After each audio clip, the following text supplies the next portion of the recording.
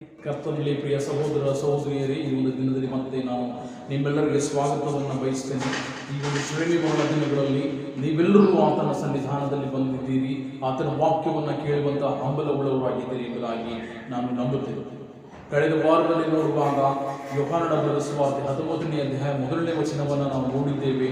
ಪಿಲಾತನು ಯೇಸುವನ್ನು ಕೊರಡೆಗಳಿಂದ ಹೊಡಿಸಿದ್ದನ್ನು ನಾವು ನೋಡಿದ್ದೇವೆ. ಈ ಒಂದು ದಿನದಲ್ಲಿ ನಾವು ಇನ್ನೊಂದು ವಚನವನ್ನು ನೋಡಿಕೊಳ್ಳೋಣ. ಯೋಹಾನನ ಬರೆದ ಸುವಾರ್ತೆ 18ನೇ ಅಧ್ಯಾಯ 22ನೇ ವಚನವನ್ನು ನೋಡಿಕೊಳ್ಳೋಣ.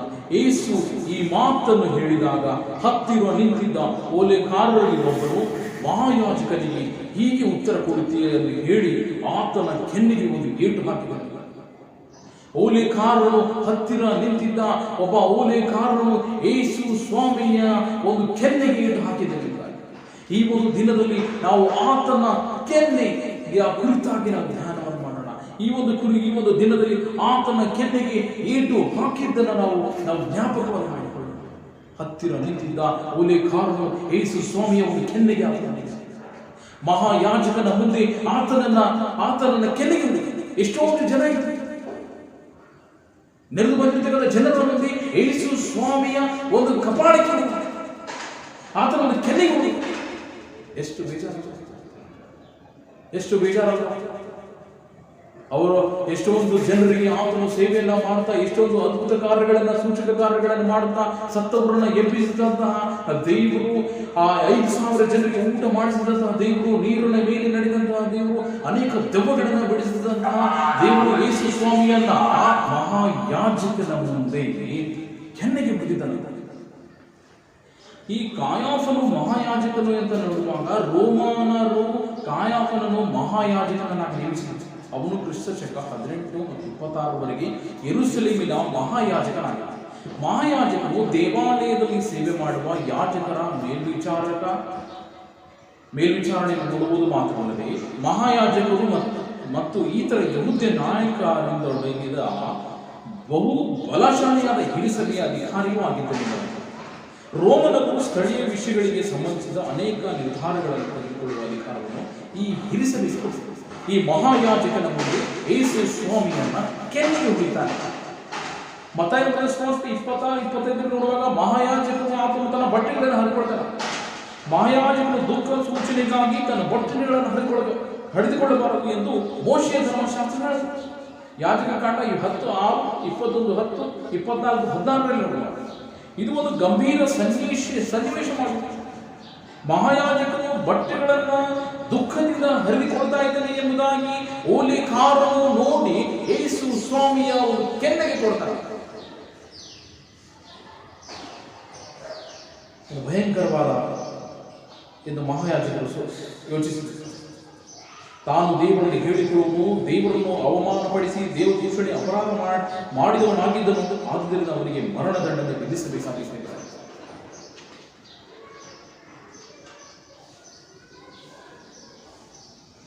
ಆತನು ಲೋಕದ ಮೇಲಿದ್ದು ಅನೇಕ ಉಪದೇಶಗಳನ್ನು ಮಾಡುತ್ತಾ ಅನೇಕ ರೋಗಗಳನ್ನು ವಾಸಿ ಮಾಡಿದನು, ಅನೇಕ ಮಹತ್ ಕಾರ್ಯಗಳನ್ನು ವಾಸಿ ಮಾಡಿದನು. ಅಲ್ಲಿ ನೋಡುವಾಗ ಯೇಸುವನ್ನ ಮತ್ತಾಯ ಬರೆದ ಸುವಾರ್ತೆ 26:57 ನೋಡುವಾಗ ಯೇಸುವನ್ನು ಹಿಡಿದವರು ಆತನನ್ನು ಮಹಾಯಾಜಕನ ಕಾಯಕನ ಬಳಿಗೆ ತೆಗೆದುಕೊಂಡು ಹೋದರು. ಅಲ್ಲಿ ಯಾರಿದ್ದರು? ಶಾಸ್ತ್ರಿಗಳು, ಹಿರಿಯರು ಸಹ ಕೂಡಿ ಬಂದಿದ್ದರು. ಶಾಸ್ತ್ರಿಗಳ ಮಧ್ಯೆ, ಹಿರಿಯರ ಮಧ್ಯೆ, ಮಹಾಯಾಜಕನ ಎದುರುಗಡೆ ಯೇಸು ಸ್ವಾಮಿಗೆ ಕೆನ್ನೆಗೆ ಬಿಡಿ. ಯಾಕೆ? ಆತನು ಏನು ಮಾಡಲಿಲ್ಲ. ಮತ್ತಾಯ ಬರೆದ ಸುವಾರ್ತೆ 26ನೇ ಅಧ್ಯಾಯ 67ನೇ ವಚನದಲ್ಲಿ ನೋಡುವಾಗ ಆಗ ಆತನ ಮುಖದ ಮೇಲೆ ಉಗುಳಿ ಆತನನ್ನು ಗುದ್ದಿದರು. ಆತನು ನನಗಾಗಿ ನಿನಗಾಗಿ ಗುದ್ದಿಸಿಕೊಂಡ, ಆತನು ನನಗಾಗಿ ನಿನಗಾಗಿ ಮುಖದ ಮೇಲೆ ಉಳಿಸಿಕೊಂಡ. ಈ ಮುಖದ ಮೇಲೆ ಉಗುಳುದು ಅಂದ್ರೆ ಅದು ಕಂಪ್ಲೀಟ್ ಆಗಿ ಒಂದು ನಾಚಿಕೆಗೆ ಈಡಾದಂತಹ ಒಂದು ಅಂಶವನ್ನು ನಾವು ಎಷ್ಟು ಒಂದು ಇನ್ಸಲ್ಟಿಂಗ್ ಅಲ್ಲ. ಮುಖದ ಮೇಲೆ ಉಗುಳೋದಂದ್ರೆ ಎಷ್ಟು ಇನ್ಸಲ್ಟಿಂಗ್. ನಿಮ್ಮ ಮುಖದ ಮೇಲೆ ಯಾರೋ ಉಗುಳೋದು ಎಷ್ಟು ಇನ್ಸಲ್ಟ್ ಆಗಿ ಫೀಲ್ ಮಾಡ್ತೀವಿ. ಯೇಸು ಸ್ವಾಮಿ ಎಷ್ಟು ಇನ್ಸಲ್ಟ್ ಆಗಿ ಅವರ ದಿನದಿಂದ ಫೀಲ್ ಮಾಡಿ. ನಿಮಗೆ ಯಾರಾದರೂ ಉಗುಳಿದ್ರೆ ನಾವು ಎಷ್ಟು ಫೀಲ್ ಮಾಡ್ತೀವಿ. ಯಾರಾದರೂ ಏನಾದರೂ ಒಂದು ಸ್ವಲ್ಪ ಅಂದ್ರೆ ನಾವು ಇನ್ಸಲ್ಟ್ ಆಗಿ ಫೀಲ್ ಮಾಡ್ಕೊಳ್ತೀವಿ. ಆದರೆ ನನಗಿಂತಲೂ ನಿನಗಂತಲೂ ಹೆಚ್ಚಾಗಿ ಅದನ್ನು ಇನ್ಸಲ್ಟ್. ಯಾಕೆ ಗೊತ್ತಾ? ನನಗಾಗಿ ನಿನಗಾಗಿ ನಾನು ನೀನು ರಕ್ಷಿಸಲ್ಪಡಬೇಕು, ನಾನು ನೀನು ಪಾಪದ ಒಂದು ಕ್ಷಮಾಪಣೆಯನ್ನು ಹೊಂದಬೇಕು ಎಂಬುದಾಗಿ ಆತನು ಇನ್ಸಲ್ಟ್ಗೆ ಗುರಿಯಾಗಬೇಕು. ಆತನ ಮುಖದ ಮೇಲೆ ಗುದ್ದಿದರು ಎಂಬುದಾಗಿ ನೋಡ್ತೇವೆ, ಆತನ ಮುಖದ ಮೇಲೆ ಉಗುಳಿದರು ಎಂಬುದಾಗಿ ನೋಡ್ತೇವೆ, ಆತನ ಕೆನ್ನೆಗೆ ಹೊಡಿದರು ಎಂಬುದಾಗಿ. ಓಲೆಕಾರನು ಆತನ ಕೆನ್ನೆಗೆ ಹೋಗಿ ಏಟು ಹಾಕಿದನು. ಆತನನ್ನು ಹುಡಿದಾಗ ಕೆಲವರು ಆತನ ಕೆನ್ನೆಗೆ ಏಟು ಹಾಕಿ, ಕ್ರಿಸ್ತನು ನಿನ್ನನ್ನು ಹುಡಿದವರು ಯಾರು? ನಮಗೆ ಪ್ರವಾದನೆ ಹೇಳಿಲ್ಲ, ಮಜಾ. ಆತನನ್ನು ಹಾಸ್ಯ ಮಾಡಬಹುದು. ನಿನ್ನ ಹುಡಿದರೆ ಯಾರು? ಆತನನ್ನ ಒಂದು ಜೋರಾಗಿ ಹುಡುದು ನಿನ್ನ ಹುಡಿದರೆ ಯಾರು ಹೇಳು? ಪ್ರವಾದನೆಯನ್ನು ಮಾಡ. ಎಷ್ಟು ಇನ್ಸಲ್ಟ್ ಅಲ್ಲ? ಎಷ್ಟೊಂದು ಆತನ ಇನ್ಸಲ್ಟ್ ಅನ್ನ ಅನುಭವಿಸಿದ ನೀವು. ಯೆಶಾಯನ ಬರೆದ ಸುವಾರ್ತೆ, ಯೆಶಾಯನ ಬರೆದ ಪ್ರವಾದನೆ ಗ್ರಂಥದಲ್ಲಿ ನೋಡುವ 56 ಹೊಡೆಯುವವರಿಗೆ ಬೆನ್ನು ಕುಂಟು, ಕೂದಲು ಕೀಳುವವರಿಗೆ ಗಡ್ಡವನ್ನು ಒಡ್ಡಿದೆನು, ಉಗಿಸಿಕೊಳ್ಳುವ ಅವಮಾನಕ್ಕೆ ನನ್ನ ಮುಖವನ್ನು ಬರೆ ಮಾಡಿ. ಯೆಶಾಯನ ಬರೆದ ಪ್ರವಾದನೆ ಗ್ರಂಥದಲ್ಲಿ ನೋಡುವಾಗ ಹೊಡೆಯುವವರಿಗೆ ಆತನು ಬೆನ್ನು ಕೊಟ್ಟ, ಗಡ್ಡವನ್ನು ಕೀಳುವವರಿಗೆ ಆತನು ಗಡ್ಡವನ್ನು ಕೊಟ್ಟಿದ್ದನೆಂಬುದಾಗಿ ಗೊತ್ತಿದೆ. ಉಗುಳೋರಿಗೆ ಅದನ್ನು ಉಗುಳ್ತಾ ಇದ್ದಾಗ ಅದನ್ನು ಮುಖವನ್ನು ಓರೆ ಮಾಡಿ. ಎಷ್ಟೊಂದು ಆತನು ಸಫರಿಂಗನ್ನು ಅನುಭವಿಸಿದ್ದ, ಎಷ್ಟೊಂದು ಆತನು ನೋವನ್ನು ಅನುಭವಿಸಿದ್ದ, ಎಷ್ಟೊಂದು ಆತನು ಇನ್ಸಲ್ಟ್ ಅನ್ನು ಅನುಭವಿಸಿದ್ದ.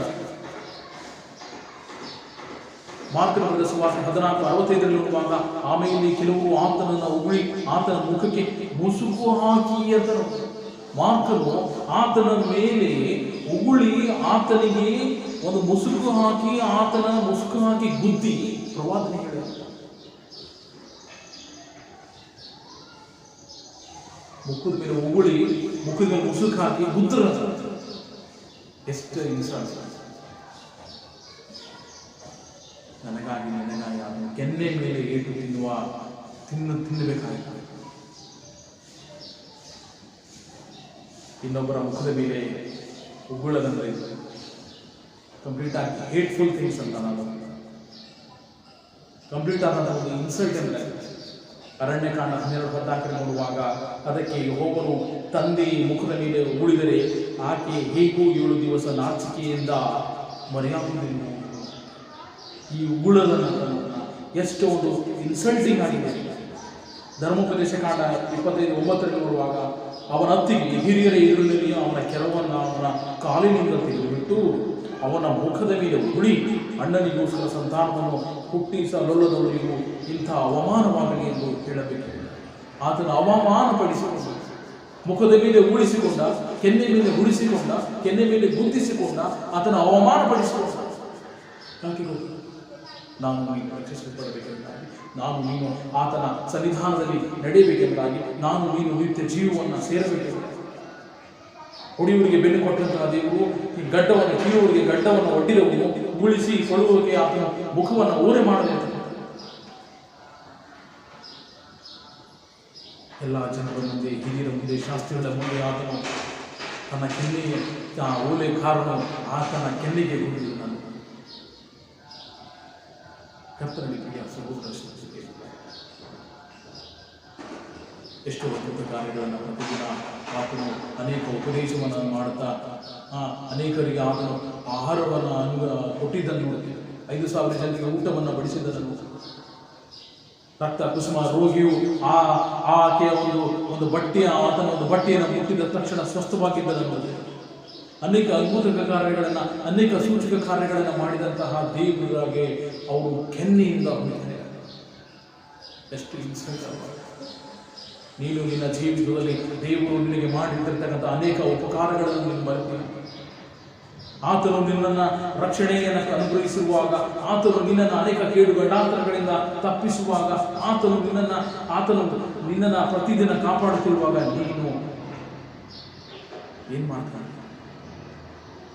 ಆತನು ನಿನಗಾಗಿ ಇನ್ಸಲ್ಟನ್ನು ಅನುಭವಿಸಿದ, ಆತನು ಪಟ್ಟಿರತಕ್ಕಂಥ ಶ್ರಮೆಯನ್ನು ಮರೆತು ಹೋಗ್ತಾ ಇದೆಯಾ?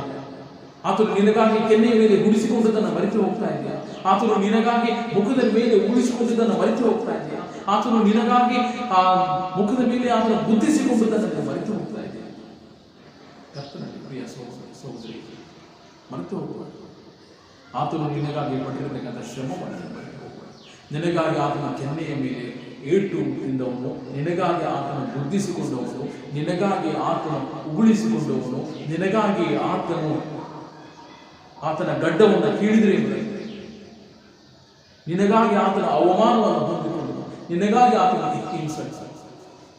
ಆದರೆ ನೀನು ಅದರ ಬದಲಾಗಿ ನಿನ್ನ ಪ್ರತಿಕ್ರಿಯೆ ಏನಾಗಿದೆ, ನಿನ್ನ ಒಂದು ರೆಸ್ಪಾನ್ಸ್ ಏನಾಗಿದೆ? ನಾನು ಆತನನ್ನು ಹಿಂಬಾಲಿಸುವ ಮಗನು ಆಗ್ತಾ ಇದ್ದೇನೆ. ನಾನು ಆತನ ಒಂದು ಪ್ರೀತಿಯನ್ನ, ಆತನ ಶ್ರಮೆಯನ್ನ, ಆತನ ಒಂದು ಪ್ರೀತಿಯನ್ನು ನಾನು ಈತನಿಗೆ ಹೇಳ್ತಾ ಇದ್ದೇನೆ. ಯೋಚನೆ ಅಲ್ವಾ? ಆತನು ನಿನಗಾಗಿ ಇಷ್ಟೊಂದು ಶ್ರಮೆಯನ್ನು ಅನುಭವಿಸಿರುವಾಗ, ಆತನು ನಿನಗಾಗಿ ಇಷ್ಟೊಂದು ಇನ್ಸಲ್ಟ್ ಅನ್ನು ಅನುಭವಿಸಿರುವಾಗ, ನೀನು ಆತನ ಸನ್ನಿಧಾನದಲ್ಲಿ ಪ್ರಾರ್ಥಿಸುವ ಮಗನಾಗಿದೆಯಾ? ನೀನು ಆತನ ಸನ್ನಿಧಾನದಲ್ಲಿ ವಾಕ್ಯವನ್ನು ಧ್ಯಾನಿಸುವ ಮಗನಾಗಿದೆಯಾ? ಮರೆತು ಹೋಗ್ತಾ ಇದೆಯಾ? ದೇವರ ಸನ್ನಿಧಾನದಲ್ಲಿ ಬರುವುದನ್ನು ಮರೆತು ಹೋಗ್ತಾ ಇದೆಯಾ? ಆತನು ನಿನಗಾಗಿ ಇಷ್ಟೊಂದು ಆತನ ಇನ್ಸಲ್ಟ್ ಅನ್ನು ಅನುಭವಿಸಿದ್ದ, ನಿನಗಾಗಿ ಇಷ್ಟೊಂದು ಅವಮಾನವನ್ನು ಅನುಭವಿಸಿದ್ದ. ಕಳೆದ ವಾರದಲ್ಲಿ ನೋಡುವಾಗ ನಿನಗಾಗಿ ಆತನು ಕೊರಡೆಗಳಿಂದ ಹೊರಿಸಿಕೊಂಡಿದ್ದ.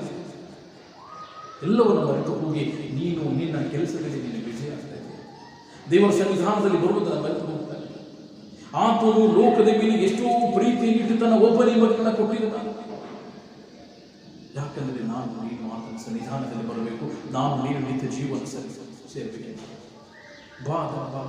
ಸಾಕು, ಇಷ್ಟು ವರ್ಷ ನೀನು ಆತನಿಂದ ದೂರ ಹೋಗಿದ್ದು ಸಾಕು. ಇಷ್ಟು ವರ್ಷ ನೀನು ಆತನ ಸನ್ನಿಧಾನದಲ್ಲಿ ಬಾರದೆ ಇದ್ದ ದಿನಗಳು ಎಷ್ಟು ಆಗಿವೆ ಸ್ವಾಮಿ. ಇಲ್ಲ, ಈ ಶ್ರಮೆ ಮರಣ ದಿನಗಳಲ್ಲಿ 40 ಉಪವಾಸ ದಿನಗಳಲ್ಲಿ ನಾನು ಈ ಒಂದು ದಿನಗಳಲ್ಲಿ ಸಭೆಗೆ ಬರುವುದು ಮಾತ್ರವಲ್ಲದೆ ನಾನು ಪ್ರತಿದಿನ ನಿನ್ನ ಸನ್ನಿಧಾನದಲ್ಲಿ ಬರುವಂಥ ಮಗನಾಗಲಿಕ್ಕೆ ಸಹಾಯ ಮಾಡುವ. ಪ್ರತಿದಿನ ನಾನು ನಿನ್ನ ಸನ್ನಿಧಾನದಲ್ಲಿ ಬರುತ್ತೇನೆ ಎಂಬುದಾಗಿ ನಿನ್ನ ನಿರ್ಧಾರವನ್ನು.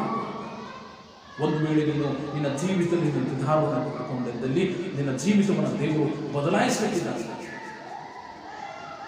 ನೀನು ಆತನು ಪಟ್ಟಿರ್ತಕ್ಕಂಥ ಇನ್ಸಲ್ಟ್ ನನಗೆ ಜ್ಞಾಪಕವನ್ನು ಮಾಡಬಹುದು. ಮರೆತು ಹೋಗಬೇಕು. ಆತನ ಕೆನ್ನೆಗೆ ಏಟು ಹಾಕಿದರು, ಆತನ ಕೂತಿದ್ದರು, ಆತನ ಮುಖದ ಮೇಲೆ ಉಳಿದರು. ನೆನಪಿದೆಯಾ? ನೆನಪು ಮಾಡಬೇಕು. ಆತನು ನಿನಗಾಗಿ ಪಟ್ಟಂತ ಶ್ರಮ ಎಷ್ಟಾಗಿದೆ. ಬಾ ಆತನ ಪಾದವನ್ನು, ಆತನ ಸನ್ನಿಧಾನದಲ್ಲಿ ಪ್ರಾರ್ಥಿಸುವ. ಸ್ವಾಮಿ, ನೀನು ನನಗಾಗಿ ಪಟ್ಟಿರತಕ್ಕಂಥ ಶ್ರಮ, ಸ್ವಾಮಿ, ನೀನು ನನಗಾಗಿ ಕರ್ತನೆ ಇನ್ಸಲ್ಟ್ ಅನ್ನು ಅನುಭವಿಸಿದೀಯಾ, ನೀನು ನನಗಾಗಿ ಅವಮಾನವನ್ನು ಅನುಭವಿಸಿದೀಯಾ, ನೀನು ನನಗಾಗಿ ಕರ್ತನೆ ಬುದ್ಧಿಸಿಕೊಂಡಿದೀಯಾ, ನೀನು ನನಗಾಗಿ ಕರ್ತನೆ ಮುಖದ ಮೇಲೆ ಉಗುಳಿಸಿಕೊಂಡಿದೆಯಾ ಕರ್ತನೆ. ನಾನು ಪಾಪಿ, ಮಾಡಬಾರದನ್ನು ಮಾಡತಕ್ಕಂಥವನು, ನಿನ್ನ ಸನ್ನಿಧಾನದಲ್ಲಿ ಬರದೇ ಇರ್ತಕ್ಕಂಥವರು, ನಿನ್ನ ಶ್ರಮೆಯನ್ನು, ನಿನ್ನ ಒಂದು ಕರ್ತನೆ ನೀನು ಪಟ್ಟಿರತಕ್ಕಂಥ ಶ್ರಮೆಯನ್ನು, ನೀನು ಅನುಭವಿಸಿರ್ತಕ್ಕಂಥ ಇನ್ಸಲ್ಟನ್ನು ನಾನು ಮರೆತು ಹೋಗಿ ನಾನು ನನ್ನ ಜೀವಿತದಲ್ಲಿ ನಾನು ಜೀವಿಸ್ತಾ ಇದ್ದೇನೆ ಎಂಬುದಾಗಿ ಆತನ ಸನ್ನಿಧಾನದಲ್ಲಿ ನಿನ್ನ ಪಶ್ಚಾತ್ತಾಪ ಹೃದಯದಿಂದ ನಿನ್ನ ಪ್ರೀತಿಯನ್ನು ಮರೆತು ಹೋಗಿದ್ದೇನೆ. ಅಪಾರವಾದ ಪ್ರೀತಿ ನನ್ನ ಮೇಲೆ, ನಿನ್ನ ಮೇಲೆ ಆತನ ಪ್ರೀತಿಯನ್ನು ಇಟ್ಟು ಇದನ್ನೆಲ್ಲ ಆತನ ಅನುಭವಿಸಿ ಇನ್ಸಲ್ಟಿಂಗ್ ಅನ್ನು, ಅವಮಾನವನ್ನು, ಉಳಿಸಿಕೊಳ್ಳುವುದನ್ನು, ಮುಖದ ಮೇಲೆ ಹುಡಿದಿಸಿಕೊಳ್ಳುವುದನ್ನು, ಗುದ್ದಿಸಿಕೊಳ್ಳುವುದನ್ನು ಎಲ್ಲವನ್ನು ಆತ ಸಹಿಸಿಕೊಳ್ಳುವುದು. ಯಾಕೆ? ನೀನು ಆತನ ಸನ್ನಿಧಾನದಲ್ಲಿ ಬರಬೇಕೆಂಬುದಾಗಿ, ನೀನು ಪರಿಶುದ್ಧ ಜೀವನವನ್ನು ಜೀವಿಸಬೇಕೆಂಬುದಾಗಿ, ನೀನು ನಿತ್ಯ ಜೀವವನ್ನು ಜೀವಿಸಬೇಕು. ಬಾ